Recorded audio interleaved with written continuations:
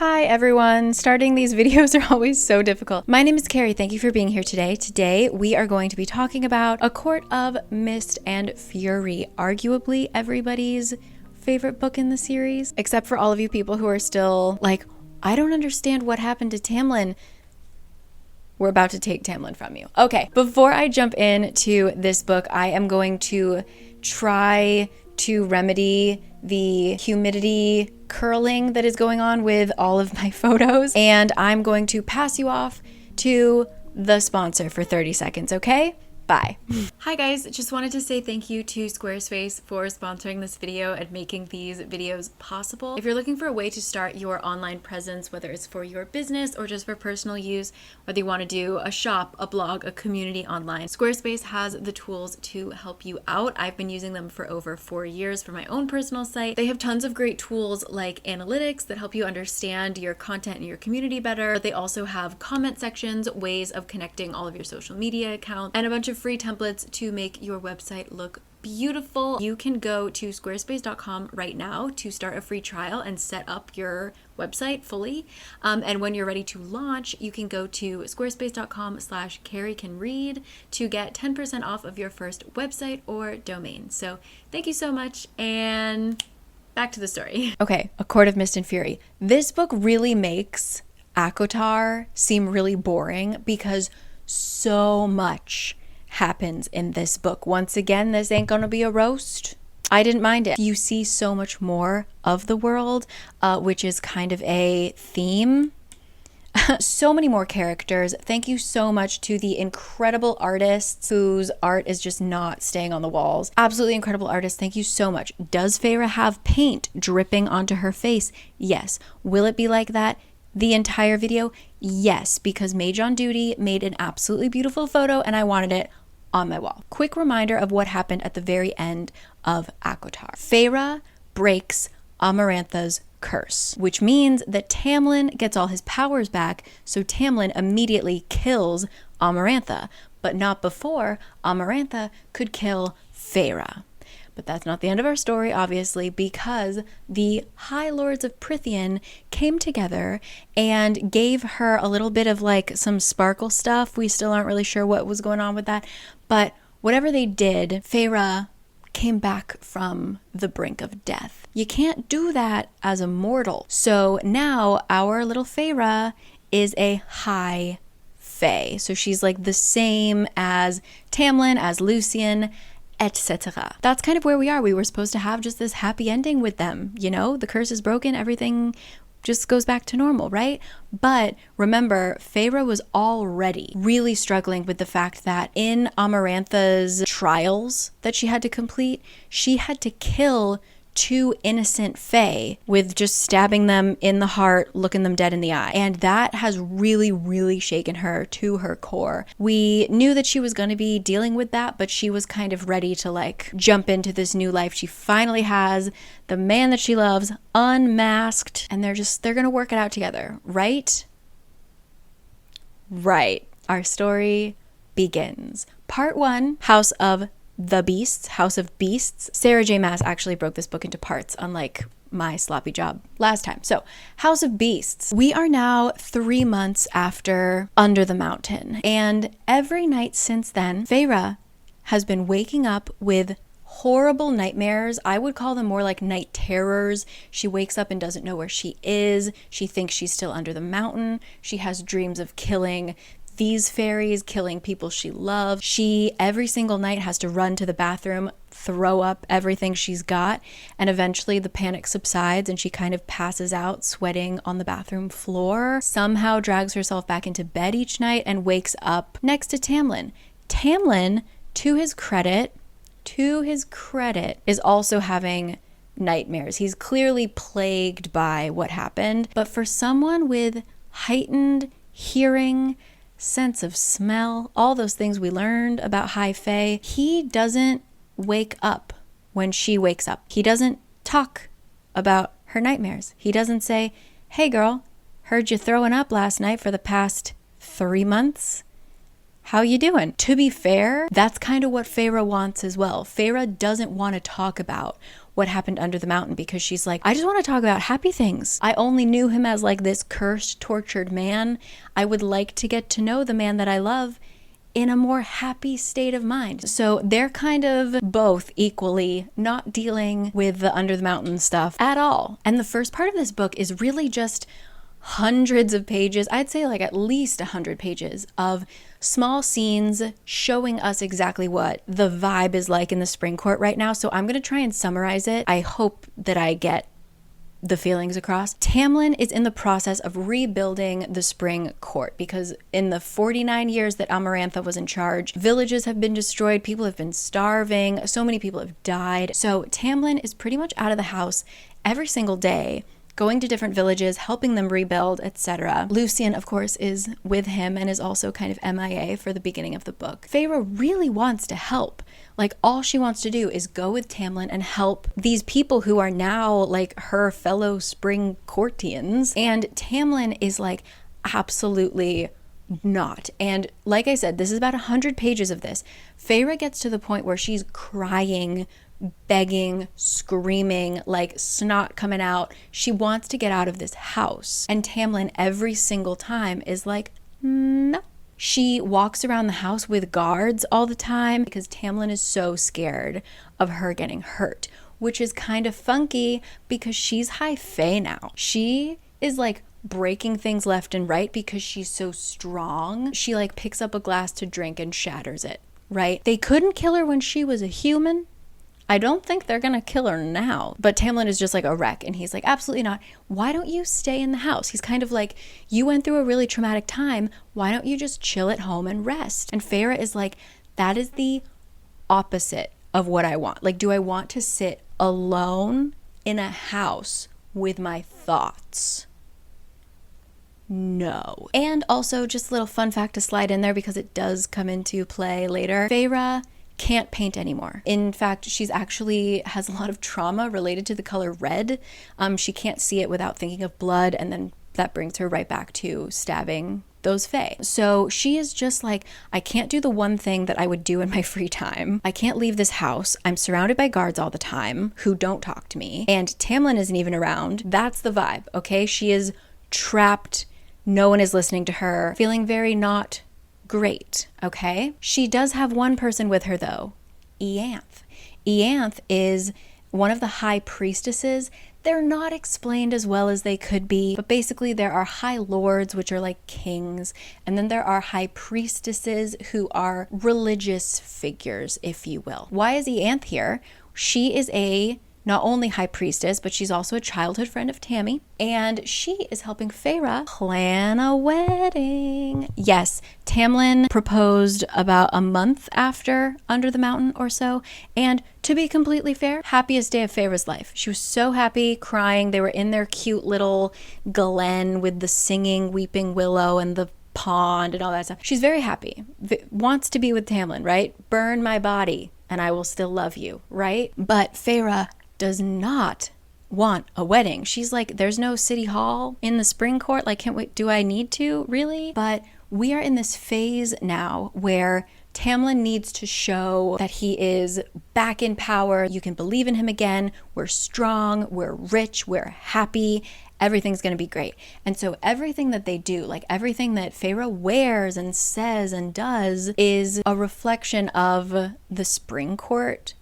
Is essentially what Tamlin says, and we'll talk about that more in a second. So even though she doesn't want a wedding, she has to, as the fiance, soon-to-be wife of the High Lord. We got to put on a show. And so Ianthe like knows what to do, because she's never really lived in the spring court, right? So Ianthe is like, all right, I know these people. We can't sit them together. You can't wear that dress, etc., etc., etc. Ianthe is really the only person that Feyre has around, and Feyre's like appreciative of her just because she can use her as a crutch and she can just like tune out while Ianthe does all the planning and stuff. That's how we start our book. Happily ever after, like, never really started, it seems. So where is Lucien, you were asking? Lucien is in a tough spot because he is stuck in between Feyre and Tamlin. He has grown to become really close with Feyre. I honestly think that their friendship is explored so much more than their romance, which is very... Lucien is very much like, remember, he was raised by a high lord, right? So he is still very much understanding Tamlin's way of thinking, which is we've got to look strong for the spring court. And so right now, even if we don't agree, we really have to just obey Tamlin, show everybody that we're loyal to him and that he is strong and in command and in control. Feyre, give him time. Like, he really understands that Feyre's hurting and he sees how Tamlin's overprotectiveness is really hurting her. But he's kind of like, girl, we just got to get through it. Like, I'm not enjoying this either. And Lucien brings up a pretty interesting point, which is that Tamlin watched Feyre's neck break. He watched Feyre die. So he's like, imagine if you watched the love of your life die in front of you and then you get a second chance. You would do everything in your power to make sure that that never happens again. So the main source of her trauma comes from killing those two fae. So every time that she closes her eyes, she sees the people that she killed, right? Tamlin's trauma is every time that he closes his eyes, he sees Feyre die. And so he's going to do everything he can to protect her. And he's like not even seeing reason. You know, even though she's clearly in so much pain because of his overprotectiveness, he can't stop. Oh my God. Okay, sorry. The gas lady came to my house. There's no gas leak. Yay. Anyway, you understand what I'm trying to say, right? Lucien, along with this, is also struggling because we'll get into it later, and I'm sorry that I'm laughing. That was just really funny. He is fighting off Ianthe. High Priestess is like all over Lucien, and he is not interested. So that's another thing that's occupying his time, is he is avoiding this bitch like the plague, and she is everywhere. So that's the vibe. Everyone is extremely unhappy in the spring court. Everybody. So I heard a lot of people say that they like started reading ACOTAR because they heard that it was very smut and they're like dirty people like that. Okay. And then they read ACOTAR and there's nothing. This is where it is. I will not be telling you about it, you nasty people. But there's a steamy scene. Feyre mentions like, by the way, when we get married, like what are people going to call me? Do they call me High Lady of the Spring Court? And Tamlin's kind of like, ha, there's no High Ladies. There's only High Lords. Keep that nugget in your brain. It might come into play later. I don't know. So anyway, she's going to get married the next day. She's excited. She loves this dude. She just feels really lost. And something that she is constantly feeling is a lot of self-hatred. She thinks of herself as a murderer. She's dirty, she's evil, she's disgusting, and she can't marry someone as good as Tamlin because even though he's treating her so poorly right now, she still loves him and feels that like she's not good enough for him, right? But that doesn't stop the wedding from happening. The wedding happens. Feyre shows up in a god-awful dress that even Tamlin hates, but Ianthe said it was a good dress, so they were just like, she's in a nasty dress. She starts walking down the aisle. She goes a little weak at the knees. She sees Tamlin up there. Everybody's around her watching. She can't back out, but she really feels like she's not ready. So she's just like focusing on Tamlin, trying to get up there, trying to get this over with.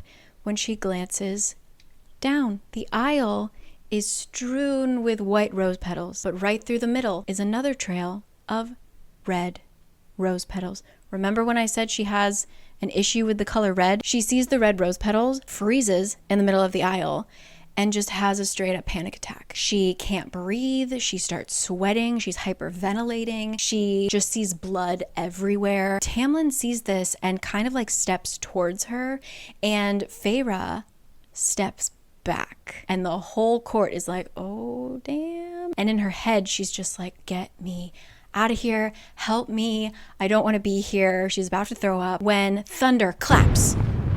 Darkness erupts. Everyone screams. Hello, Feyre, darling. Yes, Rhysand comes out of the shadows, straightening the lapels on his black jacket, and crashes our wedding. Tamlin immediately is like, get away from her, you're ruining the wedding, blah, blah, blah. Rhysand is like, oh, am I interrupting something? I thought the wedding was over. I mean, Feyre looked like she was about to leave, right? Everybody saw her do that back step. And Rhysand is like, I'm here to collect. Because remember, they have their bargain. Rhysand has been radio silence for the past 3 months. But he chose today of all days to come pick Feyre up for their 1 week out of every month deal. And Tamlin, of course, is like, name your price, buddy. Like, I'll do anything. Please break this bargain. We broke Amarantha's curse. Why can't we just like be friends, you know? And Rhysand is just like... So then Tamlin changes his tune and he's basically just like, just please don't hurt her. And Feyre looks up at Tamlin like, what the, are you letting him take me? And bada bing bada boom, Rhysand just looks at Feyre, gives her a big ol' smile, grabs her hand, and poof, they're gone. It was the most beautiful place I'd ever seen. Yes, welcome to the night court. Smells like jasmine, full of stars, snow-capped mountains. We love it. Feyre takes a moment to love this place, and then she looks around and she realizes that she is in a private residence. There aren't people running around. This is definitely like a house. And then she just whips around to Rhys and is like, how dare you? Rhysand is like, you're welcome. I heard you screaming, help me, someone get me out of here, and I came and answered your call. Are you so ungrateful? And he's also like, now you can blame your fucked up wedding on me. Even though most people saw you turn away from Tammy, you can just say like, you felt me coming, you know? And so it was really Rhysand who ruined it, not Feyre's cold feet and panic attack. And he's still like, you know, thank you. I'm waiting for thank you. And Feyre's just fuming in her ugly as hell wedding dress. Feyre's like, you don't know anything about us. And Rhys says, does he ever ask you why you hurl your guts up every night? Why you can't go in certain rooms or see certain colors? I froze. Get the hell out of my head, she growled. Rhys stalked a few steps away. Likewise. You think I enjoy being awoken every night by visions of you puking? You send everything right down that bond. So, as you remember, Feyre has this tattoo on her hand with the eyeball on the palm. She, as we realized through all of Amarantha's trials and stuff like that, they can kind of feel each other's feelings. And so Rhysand mentions that bond, but he mentions it in a way that like he clearly wants her to ask about it, you know? And Feyre's just like, even though she's so curious, she's like, I can't give him what he wants. So she doesn't ask. I feel you, girl. I am that exact flavor of stubborn. I loved it. But anyway, Rhys tells her like, hey, go to bed. Your room is over there. And like, you can do whatever you want while you're here. You know, you just have to fulfill the bargain of being here. Feyre's like, cool, I want to go home. And just like last book, feel like deja vu, she can't go home. He just kind of laughs at her, which pisses her off even more. So before she even knows it, she's like, chancla, off, throws it at Rhys. And she's so fast that he doesn't even notice. And he gets smacked in the face with her slipper. He picks up the slipper, looks at it, and is like, interesting. She tries to hit him with another one, but this time he was ready, and he stalks off. As Feyre's going upstairs, she hears a voice from the room that Rhys just went into. It's a woman's voice saying, well, that went well. And Rhys just snarls. Does that not sound familiar? Feyre wakes up the next day and Nuala and Caradwen are here. They are the Night Court ladies that were under the mountain with her, okay? Now they can talk. They're, I don't know, more real, whatever. They're getting her ready. She feels a little tug. She has to go get breakfast with Rhys. She's still really annoyed at him. And he keeps talking about her nightmares. And she's like, can you not, like, just get out of my head. I don't understand why you care so much. And he's like, that is a sign of your mental shields being down. And we're going to hear a lot about the mental shields for the rest of the book. So welcome. Basically, the reason why he can so clearly be like inside of her head and hear all of her emotions and stuff is because she's not shielding herself from his mental power. And they're kind of rare, but there are definitely more than just him. These people who have the power to read minds, or in his case, crush minds like eggshells and all that fun stuff. And so Rhysand is like, while you're here, I would very much like to train you with not only those mental shields that I just talked about, but I also want you to read. And Feyre still is just like, I don't understand why this is such a big deal to you. And Rhysand is like, well, I would like us to work together. I have a proposition.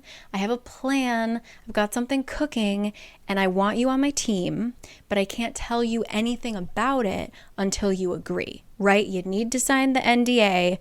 I can't tell you anything else. And Feyre is just like, no. And she's getting so angry that she actually bends the metal fork that she's holding in her hand. And Rhys is kind of like, yeah, about that. Like, has Tamlin talked to you about your strength? And Feyre's like, no, other than like maybe being annoyed that I keep breaking all of his drinking glasses. And Rhys is like, you're really strong. Like, even for a fae, it's really strange how strong you are. And it's also really strange that Tamlin hasn't talked to you about it. And this is where we get Rhys's hypothesis for why Feyre is the way that she is now. When they were reviving her, the High Lords all gave her like a little bit of glitter or something. What that was actually like a drop of their power. And Rhys is like, I think you have the combined power of 7 High Lords in you. So you're not just some regular ass high fae. You're a high fae with like steroids. They're about to talk about this a little more. Feyre keeps being like, I'm Feyre. Just Feyre. Rhys is suddenly like, ugh, we have company. In walks a very, very, very, very beautiful woman named Mor. And this is where Sarah J. Maas starts to describe every single character as being the most beautiful. And before Feyre can even like get a word out, she is enveloped in a bone-crushing hug. And Mor is just like, oh, I've been dying to meet you. I'm so excited. This is great. Mor is like, I'm so sad I interrupted. It looks like you were seconds away from nailing Rhys's balls to the wall. Would have paid to see that. And Feyre is just kind of like, it's nice to meet you. And Mor is like, you fucking liar. You don't want to see me. You don't want to be here. And she's like, and Icky Rhys is making you have breakfast with him. Don't act happy. Like, I wouldn't be happy. Rhys seems very annoyed with Mor being here, which makes Feyre like her even more. And Feyre's like, yeah, I didn't see you under the mountain. Where were you? And Mor is like, oh, that's because I was.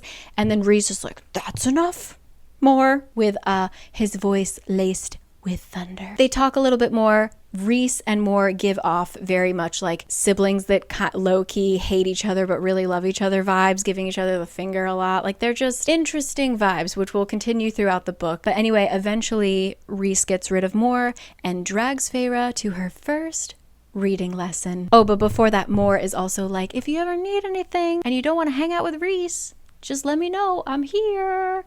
And off they go to the library. So if we remember from the previous book, her inability to read or write actually almost got her killed in one of the trials. So even though she doesn't really want to work with Rhys or be around him in any capacity, she's like, you know what? Learning to read and write would be really valuable. What else am I going to do while I'm here?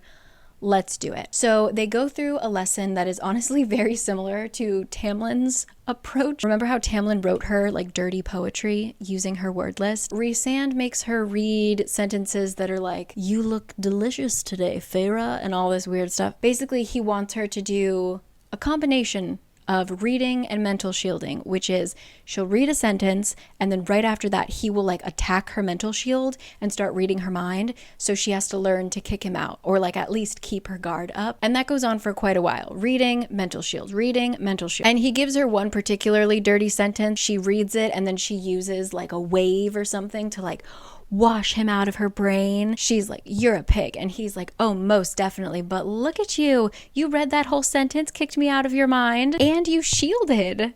Excellent work. Rhysand leaves her to it for about an hour to like do her own thing, the whole shielding stuff. And then he comes back. Not bad, Rhys said, peering over my shoulder. He'd appeared moments before, a healthy distance away. And if I hadn't known better, I might have thought it was because he didn't want to startle me. As if he'd known about the time Tamlin had crept up behind me, and panic had hit me so hard I'd knocked him on his ass with a punch to his stomach. I'd blocked it out, the shock on Tam's face, how easy it had been to take him off his feet, the humiliation of having my stupid terror so out in the open. Long story short, Tamlin knows that she's strong. All right. Rhysand then takes her to the map room and he's talking about Hybern. Even though Amarantha is gone, war is still coming. And he tells her this for 3 reasons. Number 1, he fought in the previous war. He's an old ass man, okay? Tamlin's hundreds of years old. Rhysand is older. So he fought in the war. He doesn't want to see war happen again. Number 2, he thinks Tamlin could use his connections with Hybern to negotiate some kind of peace treaty. Like his father had a lot of ties to Hybern. That's how he knew Amarantha in the first place. And Rhys thinks that Feyre could kind of be the messenger to get that happening, right? And number 3, Rhysand is a little weirdly obsessed with Feyre's hunting and tracking ability. We saw instances of it during Amarantha's trial. He knows that she caught the Suriel, which he failed to do more than once. He watched her trap the worm, etc. And he thinks that she can help him find a little something that he needs. But of course he can't tell her what that is until she agrees to work with him, which she is not going to do. And once again, he brings up her powers and he's like, it's really weird that you have these powers. And I really think that you need to train. And I think that you're unhappy. And I think you know that I'm making sense. Come work with me. He's like, you want to save the mortal realm? Then become someone Prythian listens to. Become vital. Become a weapon, because there may be a day, Feyre, when only you stand between the King of Hybern and your human family. And after that, Rhys leaves her alone for the rest of her stay. She's just kind of chilling in the house, focusing on her reading and her mental shielding, and then just kind of like ruminating on that particular thing that Rhys just told her. Rhys does leave her reading and writing homework though, along the lines of like, Rhysand is the most handsome High Lord. Rhysand is the most blah blah blah High Lord. You get the picture. She's constantly peeved and he loves it. So that's the vibe, all right, for the entire week. So end of the week comes, she finds Rhys and is like, take me home. And he's like, are you sure you want to go back there? You know, like you're going back to that shit show. Like she has not spoken to Tamlin since the wedding. Okay? So she has to go back to that. Feyre's like, nobody asked your opinion. Rhys takes her to the spring court. He says, good luck. See you next month. And before she can spit on him, he's gone. So now we're back in the spring court. We're back with Tammy. She walks into the house. Lucian, Tamlin, and a couple of his guards are in the study. The study is a wreck. It looks like a tornado went through. Tamlin immediately runs to her, is holding her, sobbing, is just like, you're okay, you're okay. Oh my God. Like he clearly was having a rough week. Even Lucian is like a little misty-eyed, like, oh, she's back. She looks around and is like, holy crap, what happened to the study? And he's like, I exploded in rage. He took you. He stole you, you know? This whole week, by the way, Rhysand has been saying things like, you're nobody's property. Nobody owns you, etc. And then we come back and Tamlin's like, he stole my bride, blah, blah, blah. You know? Things are being chipped away. Slowly but surely. And Feyre's kind of like, he left me alone. Like, you don't need to be so upset. You know, I was okay. And Tamlin's like, no. He's always playing games. Like, he was probably just nice to you this week to get you to lower your guard. And Feyre's like, I know. I'm going to be stronger next time. I'm going to be more alert. And Tamlin's like, there is no next time. I didn't figure out how to break the bargain yet, but like, you're not going back there. Feyre's like, oh, I like the sound of that. Why don't we go up to the bedroom and talk? Tamlin is like, yeah, not right now. I need to pick your brain. He wants to get every single piece of information about the night court that Feyre can remember out and onto paper before Feyre forgets anything. She's like, really? This is the longest time we've been apart since Under the Mountain. Like, this can't wait. She's really trying to be understanding. Like, Tamlin is a protector, a planner, a worrier, but she's kind of just like, damn, Tam. So anyway, she tries to be understanding, so she just goes along with it and answers as many questions as she possibly can. Feyre, for like a split second, kind of feels bad because the way that Rhysand spoke to her about everything, he clearly really trusted her. So like there's this tiny little voice in the back of her head that sort of feels bad. And they are just dead silent, writing this all down, until she mentions her powers and what Rhysand said about her powers and how she should be training. Tamlin was silent, but Lucian was practically buzzing with whatever repressed words he was dying to spew. Lucian said at last, "It's a power other High Lords might kill for. My father, for one, would not be pleased to learn a drop of his power is missing. He'd do anything to make sure you don't possess it, including kill you. There are other High Lords who would agree." And Feyre's like, well, I'd never use my powers against anyone. It's not about using it against them. It's about having an edge when you shouldn't, Tamlin said. And the moment word gets out about it, you'll have a target on your back. And Feyre's like, well, Rhysand wanted me to train. She doesn't mention the fact that she has already been training her mental shields, by by the way. That's her little secret. And Tamlin is like, no way, Jose. Training, somebody would find out, it would get back to the High Lords, and it would cause a hubbub. It's better for you, once again, Feyre, to just stay inside this house quietly, not doing anything. Tamlin's also like, and I can protect you anyway, like, you don't need to train. And Feyre's kind of like, that's funny because wasn't I spending the whole last book saving your ass? Didn't I save the whole kingdom?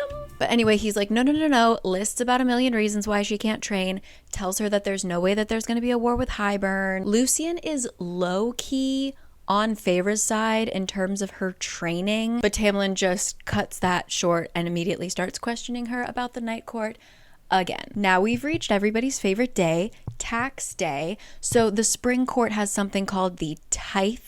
The tithe is when you give a percentage of your earnings, your yearly earnings, to whatever it would be, the court, the church, etc. So for the Spring Court, giving it to Tammy. And so basically Feyre has had one day with Tamlin since coming back from the Night Court. One day to make love in the high grasses of a sunny field, when he has to go back to the border to do something, and then comes back for the tithe. Because she is his bride, she has to sit next to him in the throne room and just watch every single person in the Spring Court come in. She's bored to tears. And the thing that I think Ianthe was the one who kind of warned her about is that if people don't pay, Tamlin has to give them a penalty. Ianthe was just kind of like, just so you know, that might happen. Don't freak out if Tamlin has to be the bad guy, right? And sure enough, my friends, it happens. In walks a water wraith. Because again, there's all kinds of fairies in the Spring Court. So a water wraith walks up to Tamlin and is supposed to give him a percentage of whatever is in their lake, right? There isn't any fish in her lake, to the point where she can't even feed herself and her sisters. And so she tells Tamlin this, and he's basically like, that doesn't sound like my problem. I'm going to give you 3 days, but you have to pay your share. And Feyre is sitting there covered in jewelry, and she's looking around at all of this wealth, and she's just like, why are we forcing a starving person to give us food that they don't even have? Like, she's feeling a way about this. And Tamlin is like, if you make one exception, then everything falls apart. This is how my father did it, how his father did it, and how my son will do it. And so Tamlin is king of no handouts. Literally, he used the word handouts. Feyre is too stunned to speak, so she asks if she can go outside for a bit of fresh air. When in reality, she's chasing down the water wraith who is going back to the lake. And she's like, hey girl, hold up. Starts taking off all of her jewelry, all of her gold. She's like, how much is your tithe? Like, how much do you need? Because in Fae terms, everything is a bargain. She's like, I can't give you anything back for this. And Feyre's like, no, girl, I've got too many jewels as it is. I don't even want these. Take them, please. So the water wraith is basically like, myself and my sisters won't forget this.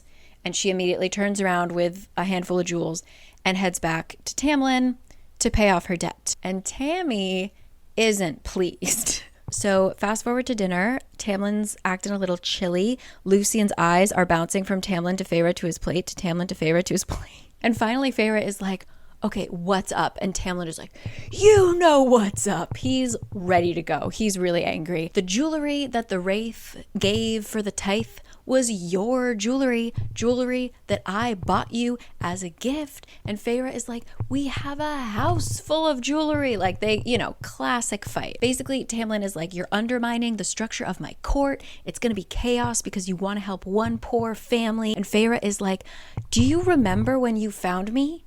I was a starving family. Okay, so don't you think that I would feel especially empathetic towards a person who can't feed her family? And Lucian is trying to be like, she didn't mean any harm. And Tamlin is like, did I ask your opinion? He's on fire. She is staring at Lucian like, stand up. Like, you know that we're right and Tamlin is wrong. Like, why are you just sitting there in silence? Come on, man. And she's focused so hard on Lucian, like literally staring into his soul, that she suddenly starts to see through other eyes. Thoughts slammed into me, images and memories, feeling so old and clever and sad, so endlessly sad and guilt-ridden. And then Feyre's back on her side of the table. Lucien seems to have not noticed, but she was just in Lucien's brain. And so she's basically like, oh damn, so I did inherit some High Lord's gifts, and I know where that one came from. She's so weirded out by this that she excuses herself, and Tamlin's like, I'm not done here, sit back down. She's like, oh, get over yourself, and leaves, but not before noticing that she burned handprints into the wooden table.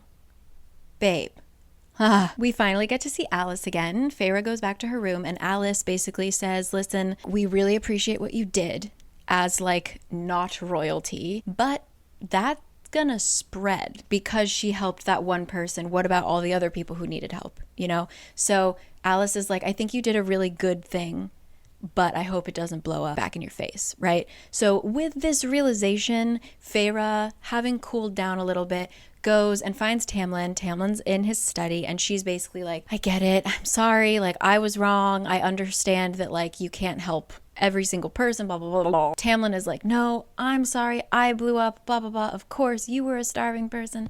I'm just a royal man. What do I know? So I have a gift for you. Feyre normally likes gifts, except Tamlin gets her a paint set. Specifically a paint set that has a lot of the color red in it. You know how she feels about that. So she's kind of like, thank you. And Tamlin notices that she is not digging this, so he's like, oh my god, you hate it, I'm so sorry, I just got it because I thought that you could like start painting again, you know?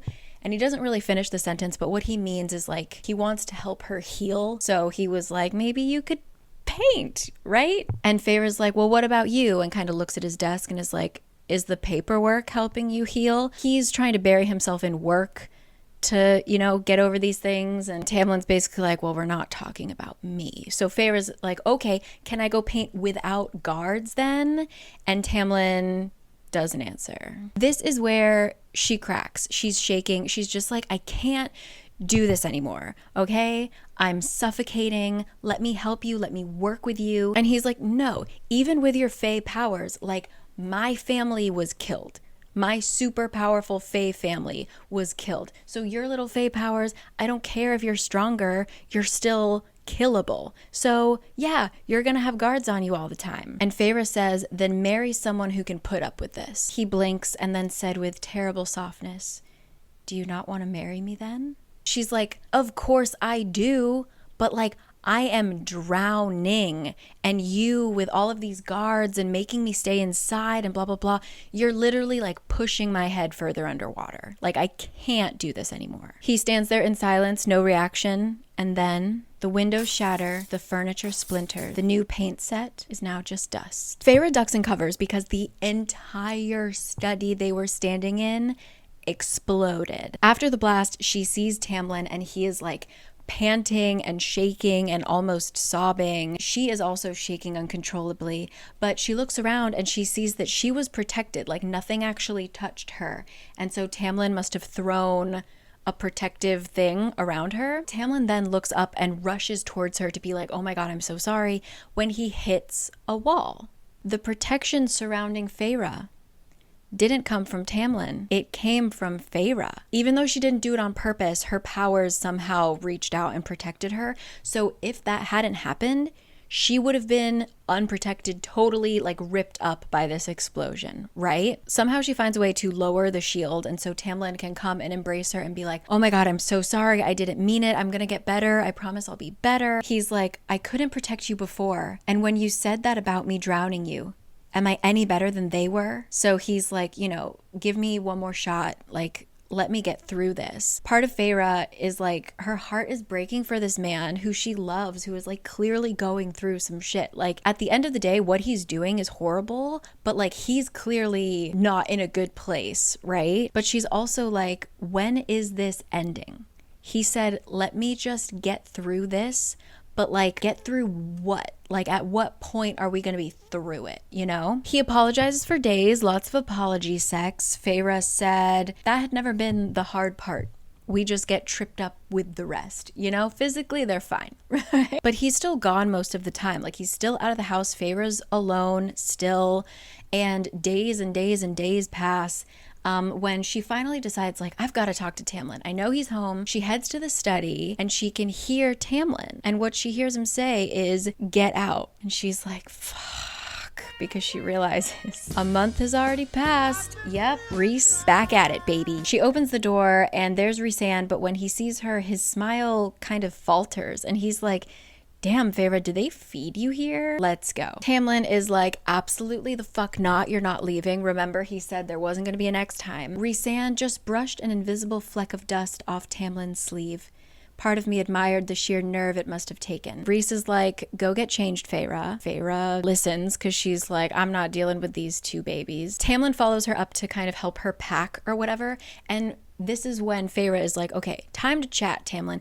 The reason that Rhys is keeping this bargain is because he wants to talk to you about the war. Remember, like, Rhys's whole thing is he wants Feyre to be the liaison to convince Tamlin to help with the whole war situation, right? So Feyre's like, just listen to Rhys, like hear him out for a second, and maybe if you agree to help him with the war, maybe he'll leave me alone. And also, I would like to be a part of these conversations because I feel like I deserve to know these things. And Tamlin is like, why do you need to know these things? Can't you just recover in peace? And then he says that this isn't the time for this conversation. And Feyre's kind of like, it's never the right time for this conversation. But at this point, she's just too tired to fight, so off she goes. When they're back at the night court, Rhysand continues his whole like trying to tease Feyre or whatever thing, and she's just not even having it. She's so tired. Like that month back with Tamlin wiped her the fuck out. And Feyre notices a bit of worry glimmering behind the cocky, insufferable grin, because Feyre, with everything going on, hasn't been eating well, hasn't been sleeping well. She looks sick. And Rhys is like, I'm gonna feed you. So they head to the dining room and Rhys is trying to be real casual, but he's like, you know, I felt a little something down the bond, a little spike, a little bit of terror. Want to share with the class? Like, what the hell was that? She looks at Rhys and he doesn't look worried. He looks enraged. So he clearly knows what happened. And so Feyre's like, bro, if you know, just ask. Like, don't play with me. I'm really tired and I'm really hungry. So like, speak your mind, babe. Apparently, while she was gone, he actually couldn't feel anything through the bond, which is concerning because even with her shields up, he still is like aware of her. But this was like absolutely nothing, which basically is Sarah J. Maas's way of saying that Feyre was a shell of a human. Whenever she's back in the spring court, she's just like emotionless, has no feelings. You get the picture. And then he's in the middle of a meeting and he gets a shockwave of terror from the bond, a flash of Tamlin, and then nothing. So imagine him just like sitting in a boardroom meeting and then he's just like, whoa. That's what happened to him. Basically. She changes the subject and she's like, listen, I don't want to work with you. I don't want to be a pawn or a weapon. You're manipulating me, blah, blah, blah. And he's like, girl, I'm not manipulating you. He's like, I need your help. And then he's clearly hoping, like, ask me what I need help with. Ask me. And she's just like, nope. So he sighs and he's like, listen, I was physically, emotionally, and sexually abused for 50 years by Amarantha. I almost lost who I was. Please help me make sure nothing like that happens to anyone again. Like, I'm not trying to manipulate you. Literally, we're on the same team, I swear to God. Some part of Feyre's heart cracks because he's really being honest, but the other part of her heart is like, Tamlin has been trying. Like, ever since the study, she's had less guards, stuff like that. You know, he's trying. She doesn't want to mess that up. So she's like, I'm not going to do anything to jeopardize this possibly finally turning around. So she just goes back to eating and Rhysand doesn't say another word. She doesn't come out of her room for dinner. She doesn't come out of her room for breakfast. And so finally when she comes out of her room at noon, Rhysand finds her and he's like, copy these sentences, and passes her a piece of paper. And she's been practicing her reading, by the way, because that's all she has to do in the spring court. And the sentences are like, Rhysand is a spectacular person. Rhysand is the center of my world. So she copies the sentences, and then claws slammed into my mind a moment later and bounced harmlessly off a black, glimmering shield of adamant. You practiced.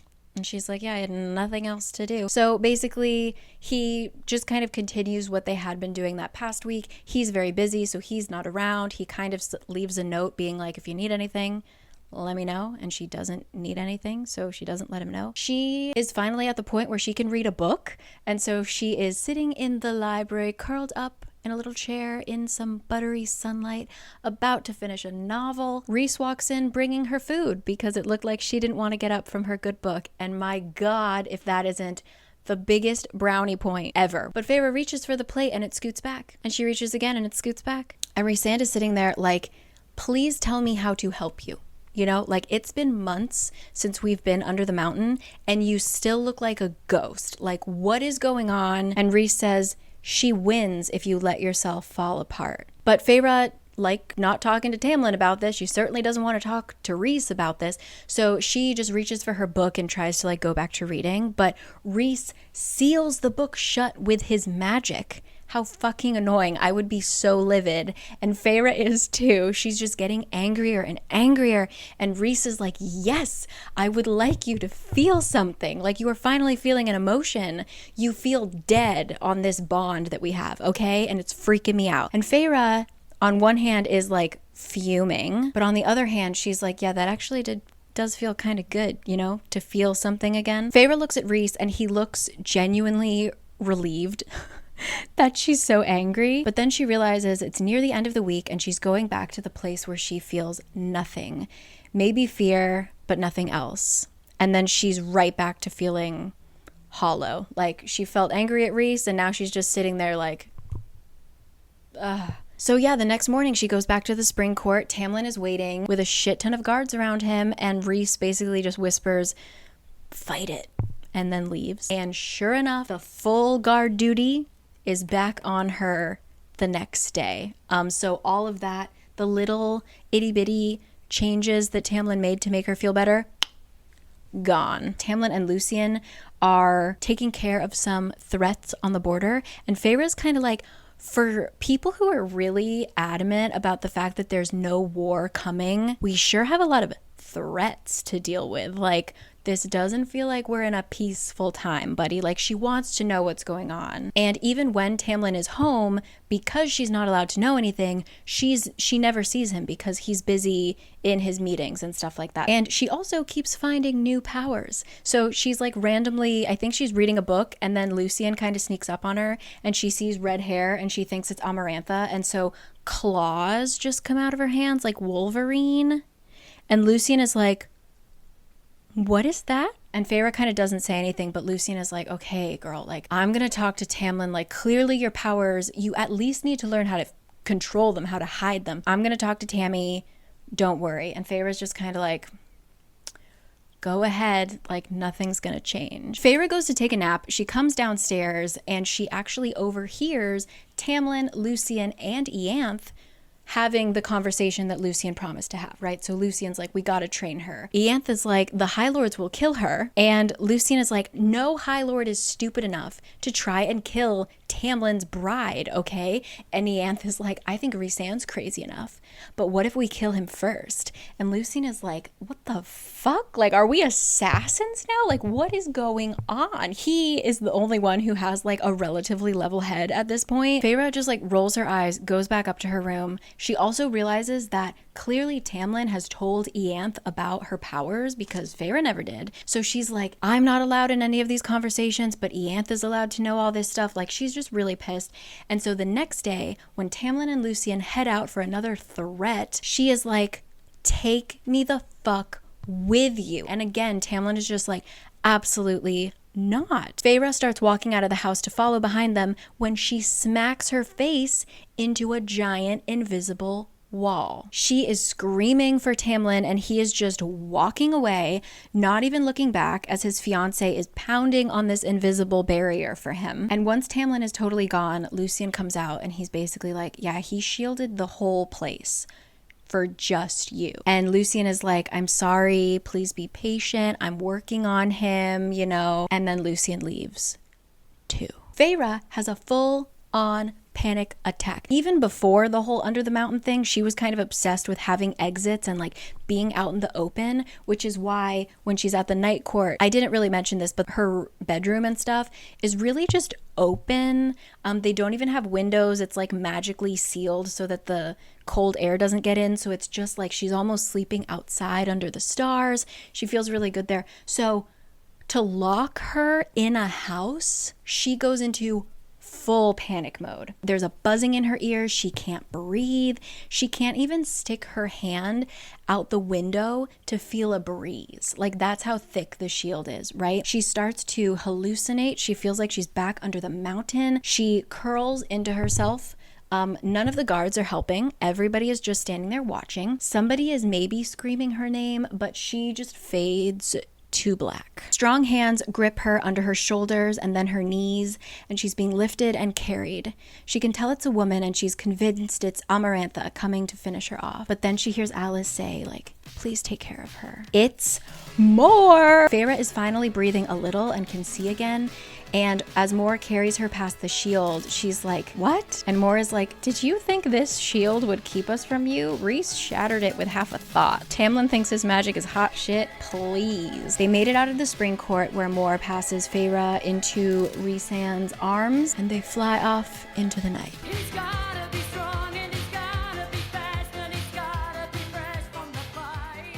Feyre wakes up at the night court. Rhys is like, stay here forever. I don't care. This isn't part of our bargain. And Feyre has this really sudden, terrifying realization that she doesn't have anywhere else to go. Like, her sisters don't want her back. She can't go to the human world because she's got these big ass ears. People know she's Fae. She can't go back to the spring court.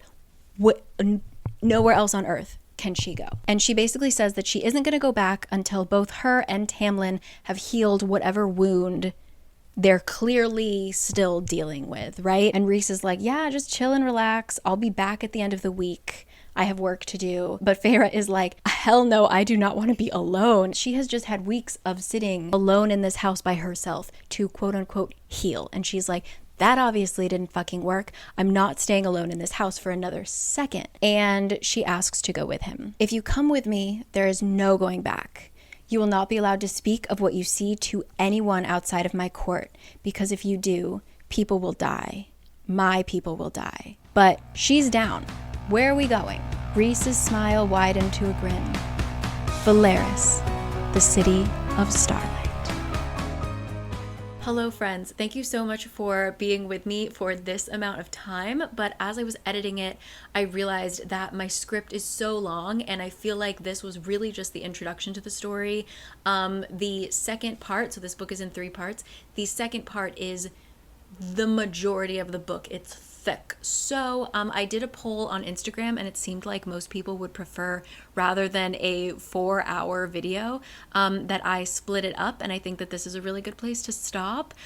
So I am actually going to start filming the next part of the video. Hopefully I will do part 2 and 3 in the same video.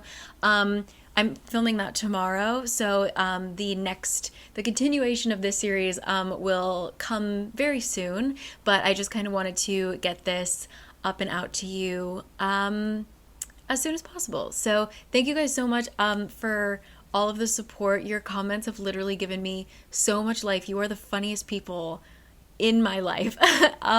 So yeah, it's just been an absolute joy. I'm going to be continuing the series. Don't worry, I will give you a Court of Wings and Fury, but Wings and Ruin, whatever, you know what I'm talking about. But yeah, for now, please hold off, and I'm excited to explore Valeris with you next time. Okay, thank you to Squarespace. Once again, link in the description box, but you can use squarespace.com/caricanread to get 10% off of your first website or domain. Thank you, Squarespace, so much for sponsoring this and making this possible, allowing me to spend my days doing this for all of you. So okay, I will see you guys next time. My battery's dying. I love you all. Bye.